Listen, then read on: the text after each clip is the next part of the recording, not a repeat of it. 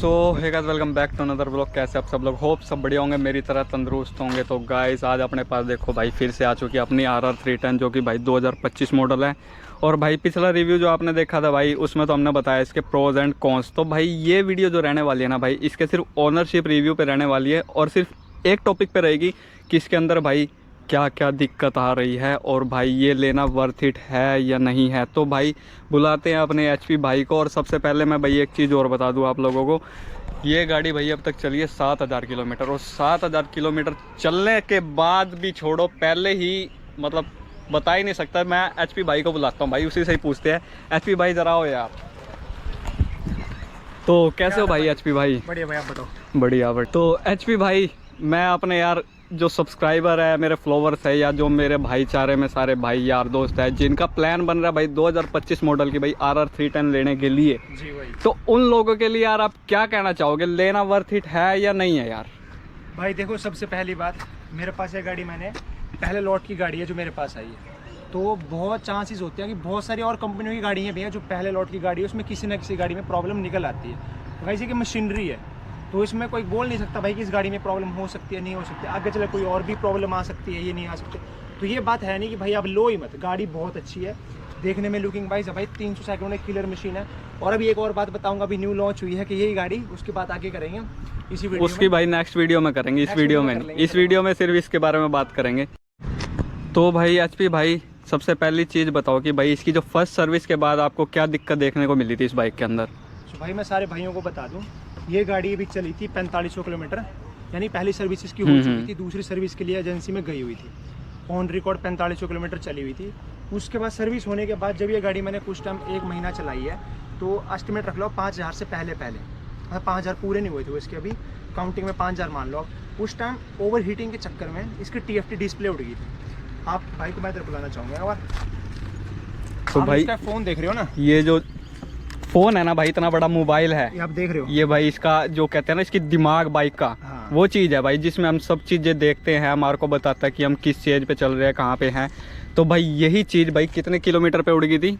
भाई ये 5000 किलोमीटर रख लो, 5000 से पहले उड़ गई। 5000 से पहले उड़ गई थी गाइस, 5000 किलोमीटर भी नहीं चली थी। इसमें इशू था मेरे को, जब मतलब इसका मीटर हीट होकर उड़ा था तो मेरे को एजेंसी वालों ने बोला था कि ये गाड़ी ओवर हीटिंग के चक्कर में उड़ी है, कि गाड़ी ओवर हीट हो रही है, उसके चक्कर में इसका मीटर उड़ गया। मीटर के अंदर मदरबोर्ड होता है वो उड़ गया। तो उसमें कैसा कर रहा था ये कभी लाइटिंग दे रहा था, जैसे ब्लिंक वाला सीन हो, कभी बंद हो रहा है पूरा, कभी चल रहा है, कभी बंद हो रहा है, वो सीन था इसका। इसकी पहली प्रॉब्लम थी जो सबसे बड़ी, और वो भी नई गाड़ी में। सोचो भाई, नई गाड़ी, बंदा भी शोरूम से लेके आ रहा है, 3 महीने उसको घर पे रखे हुए हैं, उसकी TFT डिस्प्ले उड़ रही है, किलोमीटर चली है 5000, बंदे के दिल पे क्या बीतेगी। तो गाइस 3 महीने हुए थे जब इस बाइक में पहली दिक्कत ही आई थी, और अभी तक अराउंड 6 महीने हो चुके हैं HP भाई। हाँ, और 6 महीने हुए, मेरे पास अक्टूबर में आई थी, अक्टूबर में 30 अक्टूबर को आई थी गाइस, दिवाली से शायद कुछ टाइम पहले, 30 अक्टूबर को मेरे पास आई। तो तीसरे महीने में ही ये दिक्कत आ गई थी इसकी भाई, ओवर हीट की वजह से TFT उड़ गई थी। पता नहीं नई गाड़ियों में भाई इसमें तो कूलेंट है, पता नहीं क्यों ओवर हीट हुई, कैसे हुई पता नहीं। चलो वो तो हो गया, चलो चेंज हो गया, वारंटी में था। अब दूसरी दिक्कत भाई किस चीज़ पे आई थी? भाई दूसरी दिक्कत देखो, वो चीज़ होनी नहीं चाहिए। वैसे पहली बात है, कंपनी के नट है, कंपनी के नट भाई, अगर कंपनी के नट ही ऐसे निकल रहे हैं भाई, तो बाहर के का नट पे हम क्या करेंगे? तो आगे मैं चीज़ दिखाता हूँ, यहाँ पे देखो, जिसका इंजन है, एक नट यहाँ पे दिख रहा है आपको, हाँ एक नट दिख रहा है, इसके नीचे है, ये 2 नट, तीसरा नट, एक 4 नट, मतलब टोटल गाड़ी 4 नट पे टिकी हुई है, जो सेट का मतलब इंजन है इसका पूरा का पूरा। तो क्या सीन हुआ ना, मैंने गाड़ी कहीं भगाई है ना, नीचे कोई स्क्रैच है कि गाड़ी कहीं स्पीड ब्रेकर टच हुई है, कुछ नहीं, मतलब ही कोई नहीं कि भाई, क्योंकि मैं भाई गाड़ी थोड़ा तमीज़ में स्पीड ब्रेकर देख के चलाता हूँ कि भाई अपनी गाड़ी थोड़ा संभाल। फिर भी मैं जस्ट राइड पे निकला था, संडे का दिन था, घर से थोड़ा 7-8 किलोमीटर आया, तेल डलवा के अपने दोस्तों के पास जा रहा था, मेरी गाड़ी साउंड करना स्टार्ट कर रही है, छन छन छन की साउंड, जैसे बजने की साउंड आती है ना, जैसे छन छन, बहुत ही ज्यादा आवाज कर रही थी। मैंने खड़ी करी, मैंने उनको बोला कि मैं कहा भाई गाड़ी साउंड कर रही है, बात क्या? ये बोल रहे थे कि भाई रेडिएटर की साउंड है, इसकी साउंड है, ये बज रहा है, ठीक है।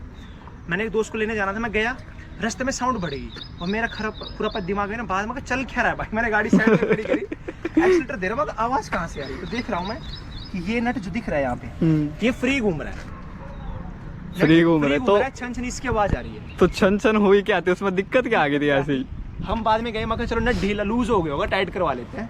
बाद में कैसे मैंने कहा, इस गोटी लगाते हैं ना चाबी, लगाई, नट फ्री घूम रहा है। जब निकाला तो नट भाई, जहाँ पे नट की चूड़ी होती है, क्रैंक होती है ना, वहाँ से नट क्रैक था।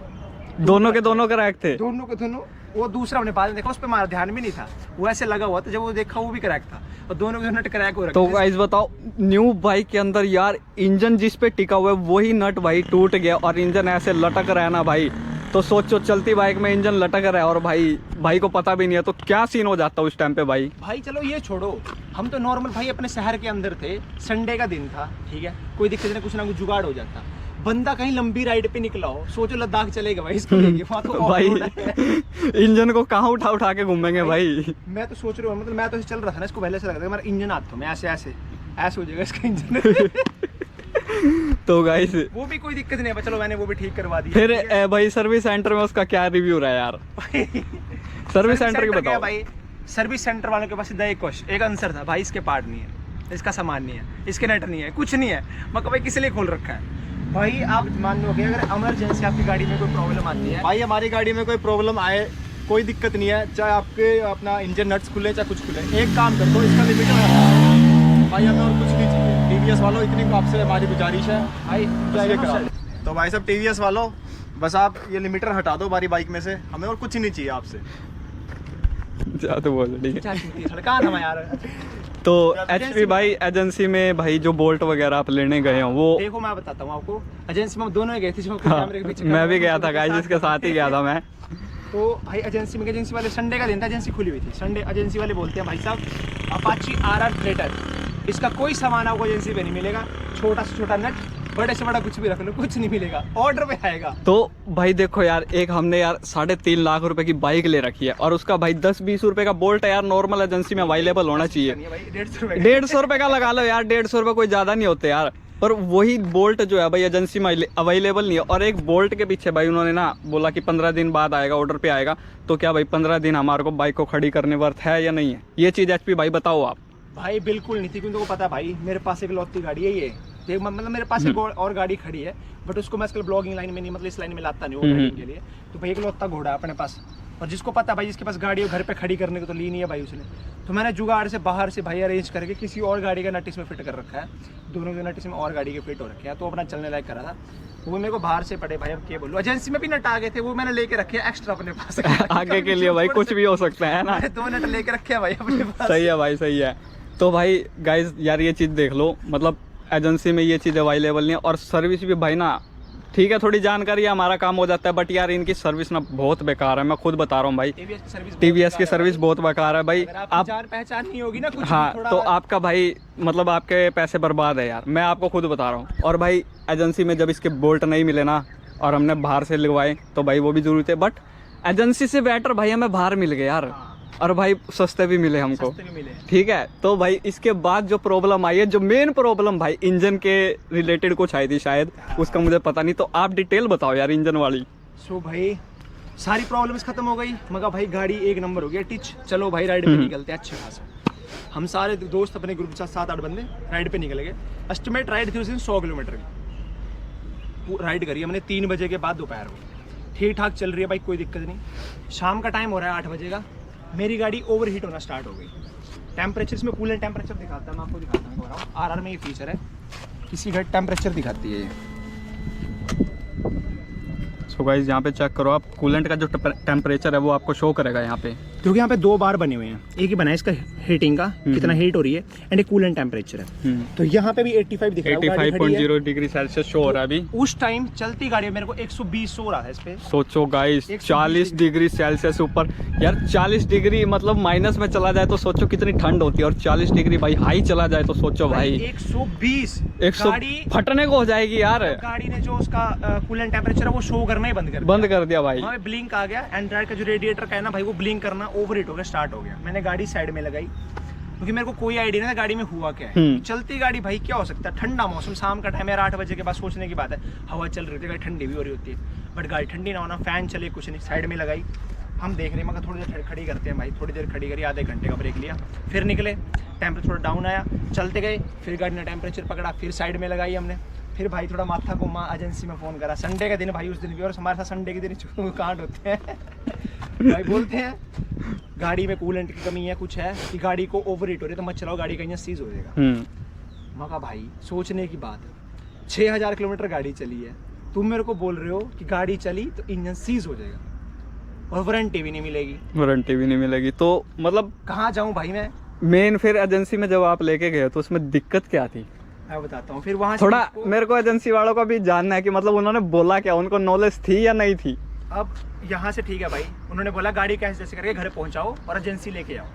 संडे में घर तो पहुँचानी थी, तो मेरे भाई साहब जी ने भाई पैर लगा के घर पे पहुँचे थे हम। और भाई आप लोगों को यार एक चीज़ बताऊँ ना, मतलब जब भी इसके साथ कांड होता है ना यार, मैं हमेशा साथ होता हूँ भाई, हर चीज़ में साथ होता हूँ मैं इसके साथ, जितने भी कांड होते हैं। तो आगे चल कंटिन्यू कर यार। ठीक है, हम सारे टोल पे चले गए, चाय चुप पी के आधे घंटे का ब्रेक ले गए, बड़ी ठंडी हो गई बिल्कुल। मैंने क्या करा, वहाँ से गाड़ी भगाई, मैं कहा घर तो जाना है, 7 किलोमीटर मेरा घर था, मैं कहा पहुँचेंगे। रास्ते में लगी बारिश, मैं फिर फंस गया, ये सारे चले गए। मैं भाई रात के 9:30 हो गए वहीं खड़ा। फिर मेरे दिमाग में बात आई, मैं कहा बारिश हो रही है, बारिश गिरेगी गाड़ी ठंडी होगी। मैंने बारिश में खींच दी, बारिश लगती गई, गाड़ी ठंडी होती गई, ना फैन चल रहा था, कूलेंट गाड़ी में कूलेंट था ही नहीं, कुछ नहीं था। मैंने जैसे से गाड़ी घर पहुँचाई। नेक्स्ट डे मैं एजेंसी गया, ठीक है जी, एजेंसी पहुँच गया। मैकेनिक आता है, सॉरी मैकेनिक उस दिन था ही नहीं, पहली बार। वहाँ पे कोई और बंदा था, उसको नॉलेज नहीं, खाली जो तो यहाँ पे एजेंसी में बताऊँगा नहीं मैं कौन सी एजेंसी है, नाम नहीं लूँगा। एक एजेंसी है यहाँ पे, उसमें खाली एक बंदा है जिसका सर्विस करता है, और कई बंदों को पता भी होगा। वो बंदा छुट्टी पे था उस दिन, दूसरा बंदा था। मैं कहा भाई ऐसा सीन हो रहा है इसमें करो। बोलते हैं भाई आज बंदा जो है मेन है नहीं, तो इसमें कोई काम नहीं हो पाएगा। मैं कहा भाई ऐसे कैसे होगा, मैं गाड़ी में खड़ी कर दूँ कि दिक्कत, मेरे को पता ही नहीं है जब गाड़ी में दिक्कत क्या है। ठीक है जी, उन्होंने क्या करा, फेयरिंग खोलना स्टार्ट कर दी, फेयरिंग खोली उन्होंने गाड़ी की। ठीक है जी, मैं साथ में खड़ा था, उनको तो पता भी नहीं था भाई गाड़ी में क्या है क्या नहीं है। आगे से आगे फोटो खींच के भेज रहे हैं, ये है वो है जी। देखा गाड़ी की कूलेंट की डब्बी, यहाँ पे इसकी कूलेंट की डब्बी आपको दिखाऊंगा, कूलेंट की डब्बी दिख रही है, अभी भी देख लूँ है नहीं है। है ये भाई। guys, ये दिख रही है ना वाइट वाइट, ये है कूलेंट की डब्बी। तो भाई जब ये फेयरिंग उतारी गई ना, कूलेंट की डिब्बी के अंदर एक बूंद कूलेंट की नहीं, बिल्कुल ही खत्म। खत्म। और लीकेज दिख रही थी इसमें बाइक में, कुछ नहीं था भाई। तो कूलेंट गया कहाँ भाई? 6000 किलोमीटर गाड़ी चली है, अब ये बताओ मेरे को, 6000 किलोमीटर गाड़ी चली है, वो पूरी गाड़ी कूलेंट ही पी गई, वो कूलेंट गया कहाँ भाई? भाई गाड़ी के अंदर कहीं से भी ना लीकेज नहीं थी, बिल्कुल भी लीकेज नहीं थी। बोलूँ मैं संडे या बीच में कभी निकालता हूँ, गाड़ी एक जगह खड़ी होती है मेरी, गाड़ी के नीचे एक बूंद कूलेंट की नहीं थी। मैंने सुबह संडे को वॉश भी करवाई, वॉश करवा के खड़ी भी करी, पूरा दिन होता भाई, शाम को निकलते हैं, तो एक बूंद कूलेंट की कहीं मेरे को दिखी नहीं। जहाँ पार्क करी है कहीं भी कि मेरे को कूलेंट दिख गया हो कि भाई कूलेंट निकल रहा हो, बॉडी में लगा हो, छींटे लगे हो, कहीं ओवर हीट हो गया, निकला ब्लास्ट हो गया, कुछ नहीं भाई। तो गया कहाँ भाई? भाई ठीक है जी, मैंने क्या करा, बोलते भाई कूलेंट लेके आओ, गाड़ी में कूलेंट खत्म है, कूलेंट लेगा। एजेंसी में कूलेंट भी नहीं था। कूलेंट भी नहीं, बोला ना आपको मैंने पहले कि भाई कोई पार्ट होते नहीं, कुछ भी नहीं है भाई इसका। व्हाट है, वाओ यार, मतलब इतनी बड़ी एजेंसी यार, 3.5 लाख रुपए की बाइक बेच रही, उनको सिर्फ बेचने का पता है। एजेंसी का मैटर है, वो अलग बात होगी थी, वो तो बताएंगे कभी आपको बाद में।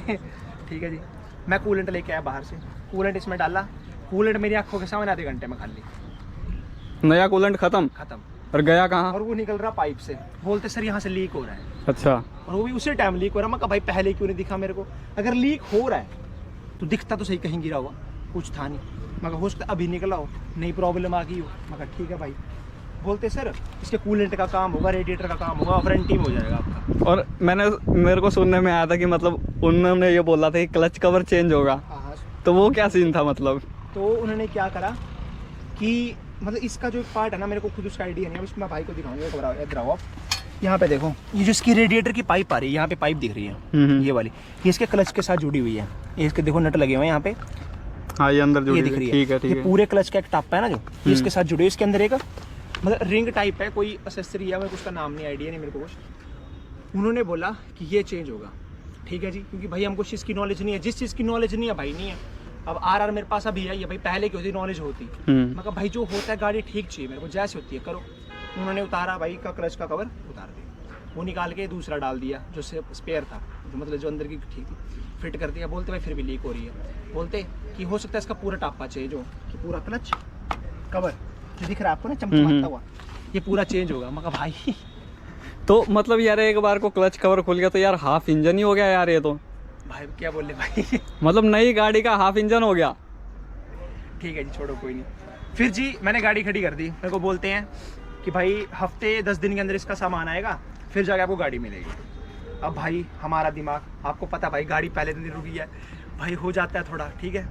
मैंने कुछ आगे पीछे करके कुछ थोड़ा जुगाड़ करके गाड़ी 5-6 दिन के अंदर मेरी गाड़ी वापस आ गई थी मेरे पास।